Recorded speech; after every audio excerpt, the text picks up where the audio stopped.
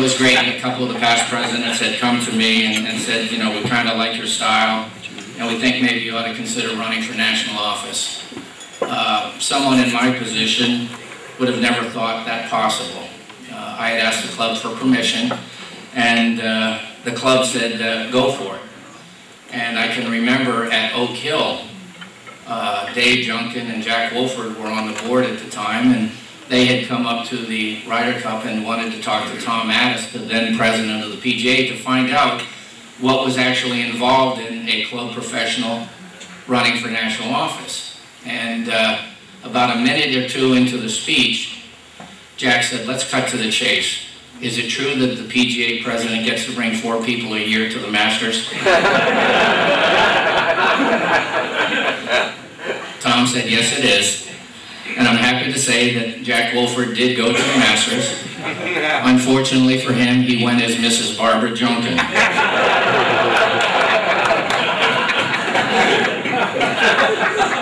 When I ran for national office in 1996, I like talking to people, I like having fun. And I got elected on the 3rd ballot out of 5 candidates. I was making 200 phone calls a month from basically April to November, saying, you know, basically who Jack Connelly was. Nobody knew who Jack Connelly was. They may not today, but it's still a lot of fun. When I get an opportunity to speak and have a Q&A, people say to me, what was the 2 best things you did? You saw 2 of them on the video. Not many people have given their son or daughter their PGA membership. That was special to me. The second thing was when I had an opportunity to represent the 26,000 men and women at the PGA at the Tribute to America in San Antonio 2 weeks after 9/11. It was important that the PGA of America help heal Americans. And when you, as members, came out to our clubs, hopefully we made you forget about your troubles and enjoy the game. I still have a hard time telling the members at the club that I have to go to the PGA Championship, or I have to go to the Ryder Cup.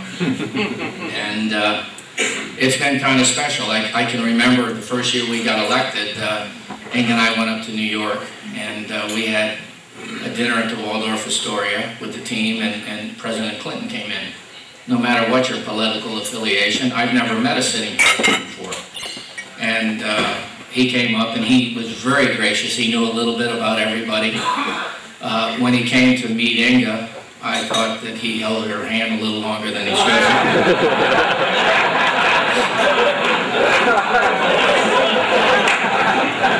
But that being said, it was still nice to meet him.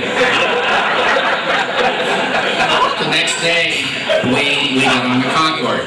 We're flying to Malaga, Spain. If you've never been on a Concorde, it's a wonderful plane. There's a galley, there's 40 seats, there's a galley, and then there's 60 seats. And we were having, my wife was on her 3rd glass of champagne, a little caviar here and there. We're at 59,500 feet. We're doing Mach 2. She looks over, and only wives do that once or twice a year with the sparkle in their eye. And she looks at me and she says, this is the neatest thing I've ever done. And I took exception to that. I said, thanks, Inge, no shit.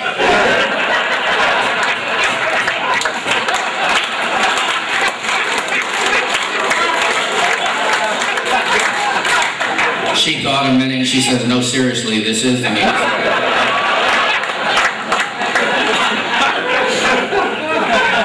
I have been very fortunate to have won numerous awards, and you think about these awards from your association. This one is special.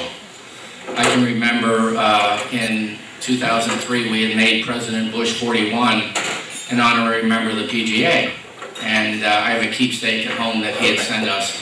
I had sent a picture. It was the president, my wife Inge, myself, and all the PGA trophies that we have, the Ryder Cup, et cetera, et cetera. And I had sent it to the pro up at Cape Arundel, up in Kennebunkport, and I said, Kenny, could you have the president sign it to Jack and Inge? Inge's I-N-G-E. We get it back about 2 weeks later, and it says to Inge. With warmest regards from the guy on the left, with great respect and friendship for the guy on the right, George W., number 41.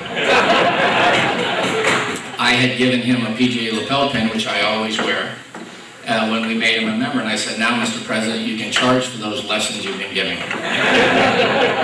We go to South Africa as an honorary president. Tim Fincham was nice enough to allow us and I to come, because during the presidency I was unable to because of the cancellation of the Ryder Cup. And we had gone down there, and he had forgotten his PGA lapel pin. So our then president came to me and he said, the president forgot his lapel pin. He needs another one. So I take it off and I go over reluctantly and I said, no offense, Mr. President, you're just an honorary member. You normally get one, you've gotten two, and they're both mine. The next day he comes in and he sees me at the far end of the VIP lounge, and he gives me this thumbs up, and I give him this, and he gives me this. Now he's sitting right where the screen is, and Inga and I are having lunch, and he calls me over. He said, Jack, you got a minute? What are you supposed to say? No? So I went over to him and I said, yes, Mr. President. He told the table who I used to be. And he said, I want you to meet some friends of mine. He said, this is Nelson Mandela, F.W. de Klerk, and President Mbeki. And right then, I don't know why, I thought, golf pros from Philly shouldn't be having this much fun. And I got to tell you, this evening, I feel the same way. Golf professionals really shouldn't be having this much fun. And to have the king, Mr. Arnold Palmer's name associated with any award is very special. I'm proud of the work that I've been able to do at Huntingdon Valley for the last 37 years. The Huntingdon Valley Country Club members have been leaders in the golfing community. We will do whatever we need to do to help another club, as well as the Golf Association, in any way we can. We have gotten much more out of it than we have ever received. Before I close, I always end my speeches in one way, and that is to, if you, whether you travel in the airport or whatever, see military people, please thank them. Because without them doing what they do, we would not be able to do what we do. Thank you for making this evening so special.